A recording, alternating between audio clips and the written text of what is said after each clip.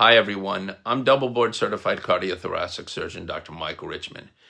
Today I want to do a brief video about peptides, specifically BPC 157, which seems to be rocking the fitness world for several years, as well as social media. First of all, let's make something clear. Anecdotes are not proof of efficacy of any medication. So if it works on you, great, I'm happy, but that doesn't mean that it really has been shown to work in any human study. Now let's talk about BPC 157 specifically.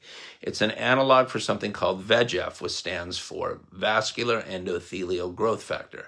In the human body, VEGF is a growth factor that promotes the proliferation of blood vessels called angiogenesis. Angiogenesis is definitely important for healing, but it's also important for the proliferation of cancer. In fact, there's a drug called Avastin that blocks VEGF that we use in cancer treatment.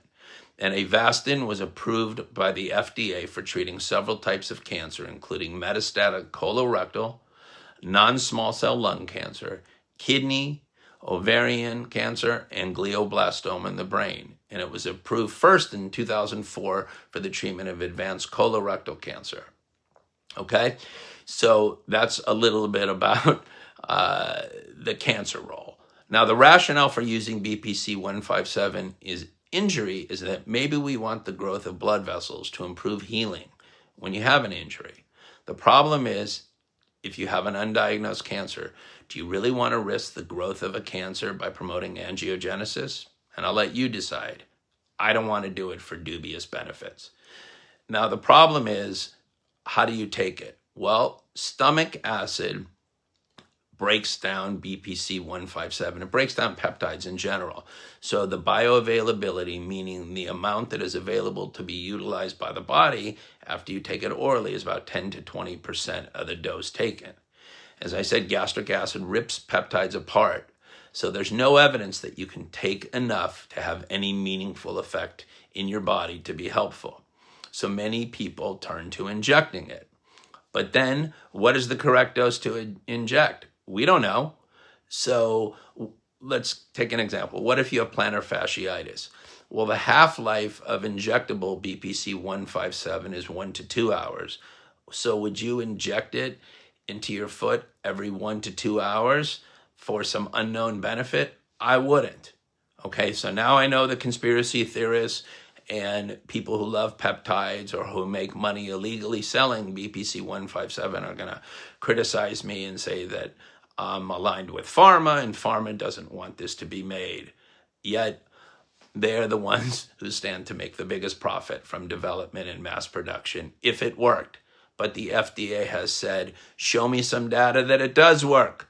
Okay, and there is none. The efficacy of BPC 157 in human clinical trials remains unproven, with only limited and low-quality human data available. Okay, so most of the literature on BPC 157 describes extensive preclinical evidence of beneficial effects in animal models for tissue healing. And that's animal models, not humans. Also in gastrointestinal disorders and neuroprotection, but emphasizes that comprehensive, well-controlled human clinical trials are lacking. BPC has not been approved by the FDA or any other regulatory agency anywhere for any indication due to the absence of robust human efficacy data. The only published human data is a small retrospective case series, meaning they looked at results after they occurred, evaluating intra-joint injection of BPC 157 in the knee for knee pain. And it was reported that it was subjective. In other words, the person said, oh yeah, I feel better in many patients. This isn't scientific. But the study is limited by, I said, retrospective design, a very small sample size. There was no control group and the absence of any validated outcome measures other than people saying, yeah, I feel better. So you can't establish efficacy. It has also been used in phase 2 trials for ulcerative colitis and multiple sclerosis, but no published results from trials are available in the medical literature. So that tells you something. They did nothing. There's currently no high-quality evidence from randomized controlled trials to support the efficacy of BPC 157 in humans. So pharmacies, therefore, are not allowed to make it. So when people buy it, they have to buy it from shady manufacturers who are only allowed to sell it for research purposes, who are people saying they're going to use it for research. So there's no quality control. You don't know what the hell you're getting. You don't know sterility. And anybody who tells you differently is blowing smoke up your ass. So would I take it? Hell no. So with that, I hope you learned something today. Thank you so much for listening.